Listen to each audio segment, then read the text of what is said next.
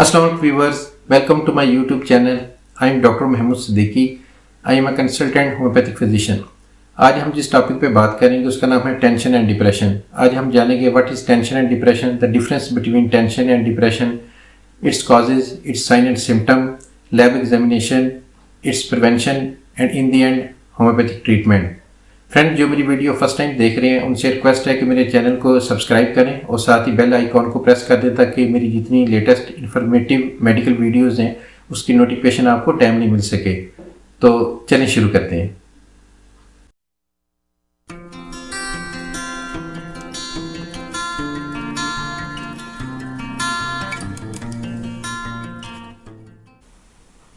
Yes friends, सबसे पहले tension और डिप्रेशन को समझने के लिए मैं इसके हार्मोन पे बात करूंगा कि कॉर्टिसोल स्ट्रेस हार्मोन एक पाया जाता है। Basically cortisol is a steroid hormone which is released by the adrenal gland of the kidney. जो हमारे गुर्दे होते हैं उसके टॉप पे एड्रिनल ग्लैंड लगा हुआ होता है, तो उसका काम ये होता है कि स्ट्रेस हार्मोन को रिलीज़ करना, जो कि कॉर्टिसोल जिसका नाम है।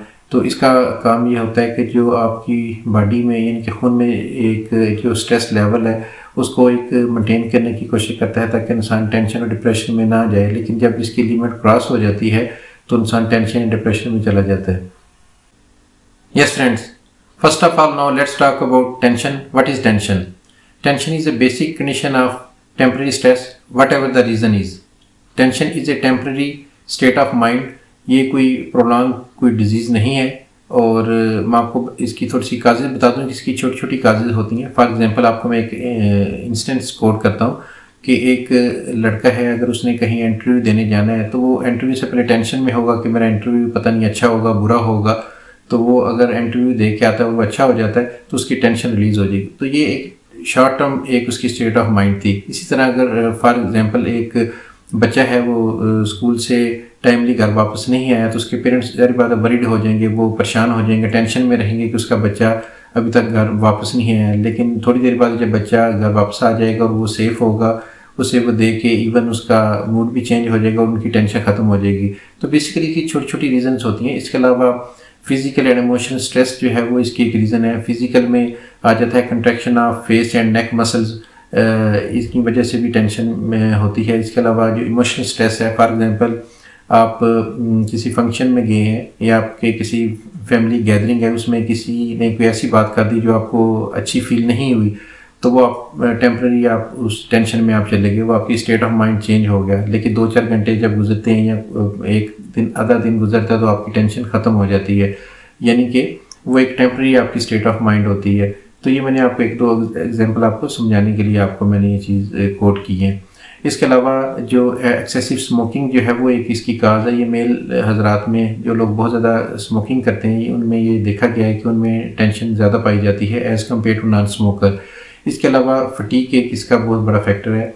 ज़ाहिर बात है जिस दिन आप ज़रूरत से ज़्यादा आप काम करें और फटीक फैक्टर आपने ज़्यादा फेस किया हो तो वो आप जब घर आएंगे तो आप टेंशन में होंगे, मेंटली रिलैक्स नहीं होंगे। तो वो भी एक टेम्पररी उसका एक स्पेल ये होता है, ये कोई लॉन्ग टर्म डिजीज़ नहीं है।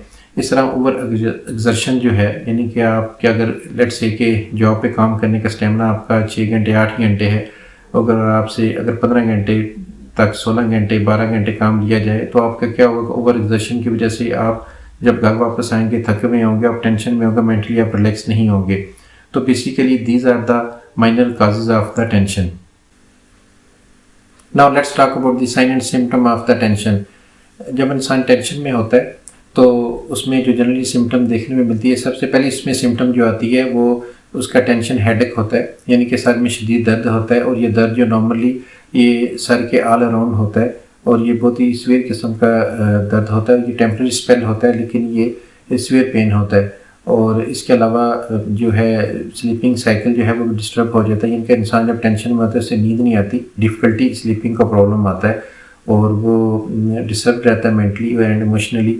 इसके अलावा जो है ईटिंग हैबिट्स में चेंज देखने को मिलता है कि जब इंसान को टेंशन में होता है तो या वो बिल्कुल उसका दिल ही नहीं करेगा कुछ खाने को या बहुत ही वो कम खाएगा, तो ये भी इसमें देखने को मिलता है। इसके अलावा इसमें एक जो है नर्वसनेस का भी एलिमेंट देखने में मिलता है और इसके अलावा थोड़ा सा उसमें वरी का फैक्टर भी उसमें पाया जाता है कि वो जब तक टेंशन में बंदा होता है साथ उसमें वरी का एलिमेंट उसमें ज़्यादा पाया जाता है। इसके अलावा मूड स्विंग भी की सिम्टम भी देखने को मिलती है। कभी इंसान जब टेंशन में होता है तो उसका रवैया और उसका जो चेहरे के एक्सप्रेशन कुछ और होते हैं, लेकिन जब उसकी टेंशन रिलीज़ हो जाती है वो mentally and physically relax feel होता है, और तो बेसिकली उसमें मूड स्विंग्स भी पाया जाता है। तो these are the sign and symptom of the tension. Yes friends, now let's talk about depression. What is depression? Depression is a long-term state of being sadness. It is a highest level of sadness. Basically depression is a complex disease. It takes some time to cure. तो अब इसको मैं मज़ीद थोड़ा सा explain कर दूं कि जो ये long term state of mind होती है, इसमें जो है पेशेंट जो है इमोशनली बहुत ज़्यादा हर्ट हो चुका होता है और वो सैडनेस के जो पीक पॉइंट पे पहुंच जाता है, उसके बाद अगली स्टेज उसकी डिप्रेशन की आ जाती है कि वो मेंटली इतना हर्ट हो चुका होता है कि वो डिप्रेशन का शिकार हो जाता है। Yes friends, now let's talk about the causes of the depression. अब डिप्रेशन की बहुत सारी काजेज हैं। नंबर 1 पे इसकी आ जाती है सेक्सुअली और इमोशनली अब्यूज़। ये इसकी एक मेजर काज है डिप्रेशन में जाने की। और दूसरे नंबर पे आ जाता है डेथ ऑफ क्लोज रिलेटिव, यानी कि अगर आपके फादर मदर में से किसी की डेथ हो गई या अगर वालिदैन के अगर किसी बच्चा या बच्ची की डेथ हो गई तो ये एक नेचुरल सा एक बहुत क्लोज एक रिलेशन बन जाता है। तो अगर इनमें से किसी की अगर डेथ हो जाती है तो बंदा जो है वो एक सैडनेस के पीक पॉइंट पे चला जाता है, और उस दिनों में अगर वो खुद को ना संभल पाए तो वो फिर क्या होता है कि वही फिर आगे जो सैडनेस है वो आगे कन्वर्ट होकर डिप्रेशन में वो चीज़ चली जाती है। और डिप्रेशन जो है वो इतनी जल्दी रिकवर नहीं होता, it takes time to cure, इसमें टाइम लगता है। और इसके अलावा अगर फैमिली कॉन्फ्लिक्ट हो गया है, यानी कि रिश्तेदारों में अगर किसी लैंड डिस्प्यूट पे या किसी और किसी भी वजह से अगर आपका क्लोज रिलेटिव में किसी से झगड़ा हो गया है, तो वो भी अगर बहुत ही ऐसा अगर वो रहा है और आपने खुद को कंट्रोल नहीं किया तो उसमें भी चांस है कि आप डिप्रेशन में चले जाएंगे। और इसके अलावा जो इमोशनली जिन लोगों में डिस्टर्बेंस बहुत ज़्यादा होती है या जिनमें मेंटल इलनेस जिन लोगों में पाई जाती है, या आप यूँ समझ लें कि सर्टेन मेडिकेशन जिन्होंने ली है एंटीवायरल जो है और एंटी एक्नी कुछ मेडिसिन ऐसी हैं स्पेशली एलोपैथिक जो लॉन्ग टर्म अगर ली जाएँ तो उससे भी इंसान डिप्रेशन में चला जाता है। वो ये फील करता है कि मैं रिकवर नहीं होऊंगा। तो basically these are the causes of depression. Yes friends, now let's talk about the sign and symptom of the depression.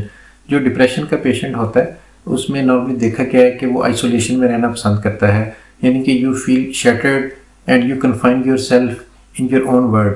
वो अपनी ही दुनिया में रहता है और वो ये समझता है कि मैं एक बहुत ही मतलब है कि मेरी कोई वैल्यू नहीं है, मेरी कोई माशरे में वर्थ नहीं है और लोग मुझे हकीर समझते हैं, और वो एक कम्प्लेक्स इन्फिनिटी का शिकार हो जाता है और वो अपने आप को दूसरों से कम तर समझता है। और वो उनमें ये भी देखने को मिलता है कि उस जो सोशल इंटरेक्शन है उससे भी वो परहेज़ करते हैं और ज़्यादा लोगों को फेस नहीं कर पाते। इसके अलावा जो लोग डिप्रेशन में रहते हैं उन्हें उनके जो स्लीपिंग साइकिल है वो भी डिस्टर्ब हो जाता है, इनकी डिफ़िकल्टी स्लीपिंग का प्रॉब्लम उन्हें आता है। इसके अलावा जो इमोशनली वो बहुत ज़्यादा वो हर्ट होते हैं और वो even they don't want to talk to anybody, वो चाहते हैं हमें कोई बुलाई नहीं। और इसके अलावा जो खाने पीने का भी उनके कोई एक प्रॉपर रूटीन नहीं होती, उनके मूड पे डिपेंड करता है कि कभी वो खाना खा लेते हैं कभी वो खाना नहीं खाते। तो बेसिकली उनमें जो है मूड स्विंग का भी एलिमेंट उनमें पाया जाता है। और ज़्यादा वो जो लोग हैं वो उनकी कोशिश होती है कि हम तन्हाई में रहें, और सम टाइम वो एकदम शोर शराबा करते हैं, अपने बालों को भी नोचते हैं और दे वांट टू क्राई, और वो एकदम जो है वो एक हार्श सी एक आवाज़ से निकालेंगे और शोर शराबा करेंगे। तो वो उनका एक्चुअली कसूर नहीं होता, इमोशनली डिस्टर्ब होते हैं जिस वजह से वो फिर इस तरह की जो सिम्टम है वो ज़ाहिर हो जाती हैं। तो basically these are the sign and symptom of depression. Yes friends, now let's talk about the prevention of tension and depression. तो इसकी प्रिवेंशन के लिहाज से अगर बात की जाए तो कॉग्निटिव बिहेवियर थेरेपी इसकी सबसे बेस्ट ट्रीटमेंट है, यानी कि इसका मतलब है कि आप जो है वो पेशेंट के साथ काउंसलिंग करें, उसके साथ आप बैठ के उसको कुछ टाइम दें, उनको आप समझाने की कोशिश करें जिस वजह से वो इमोशनली हर्ट है उनसे बाहर निकालने की कोशिश करें उस जज्बाती कैफियत से, ताकि वो मेंटली रिलैक्स हो सके। इसके अलावा मॉर्निंग टाइम पे अगर पॉसिबल है तो डीप ब्रीदिंग जो है वो उसे करवानी चाहिए। उससे क्या होता है कि फ्रेश ऑक्सीजन आपके बॉडी में जाती है और आपके टिश्यू सेल्स को फ्रेश ऑक्सीजन मिलती है और उस वजह से वो पेशेंट जो है थोड़ा सा बेहतर महसूस करता है, रिलैक्स फील करता है। उसको हल्की सी वॉक करवानी चाहिए सुबह के टाइम पे, और इसके अलावा उसकी अच्छी काउंसलिंग करनी चाहिए। इसके अलावा बॉडी मसाज जो है ये अच्छा, इससे बंदा मेंटली एंड फिज़िकली बंदा रिलैक्स रहता है।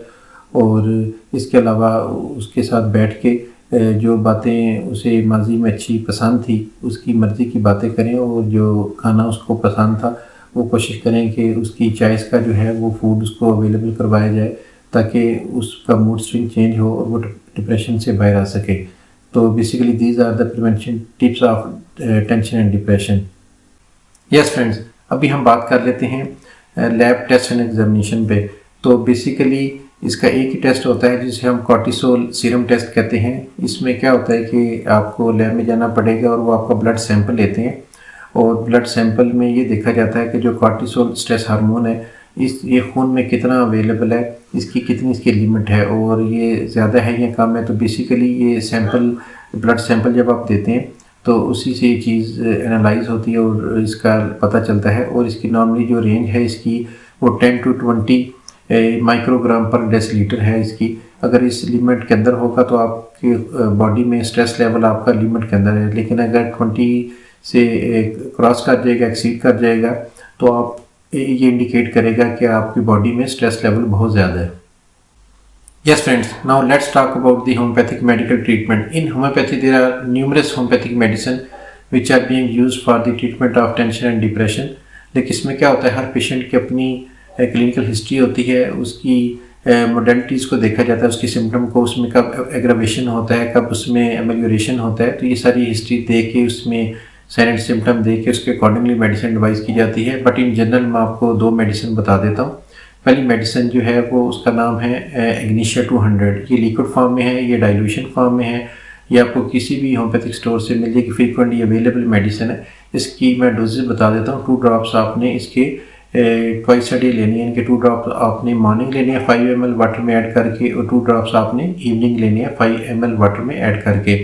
तो ये बहुत ही effective medicine, is one of the best medicine for tension and depression. इसके साथ जो दूसरी मेडिसिन है वो टैबलेट फॉर्म में होगी, उसका नाम है कालीफास 6X।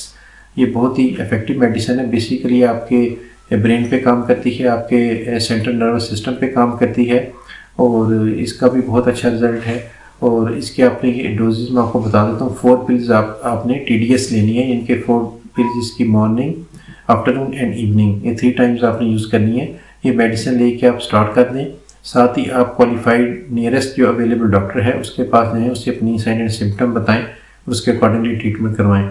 अगर आप मुझसे ऑनलाइन ट्रीटमेंट करवाना चाह रहे हैं, या मुझसे ऑनलाइन टेलीफोनिक कंसल्टेशन करना चाह रहे हैं, या मुझे आप विज़िट करना चाह रहे हैं, तो स्क्रीन पे मेरा नाम नंबर आ रहा है। आप मुझसे कंसल्टेशन भी कर सकते हैं, और मुझे आप विज़िट भी कर सकते हैं, और मुझसे ट्रीटमेंट करवा सकते हैं। इंशाल्लाह with the blessing of almighty Allah आपका प्रॉब्लम रिजॉल्व हो जाएगा, और इंशाल्लाह ताला आप ठीक हो जाएंगे। आई होप कि आपको मेरी आज की वीडियो पसंद आई होगी।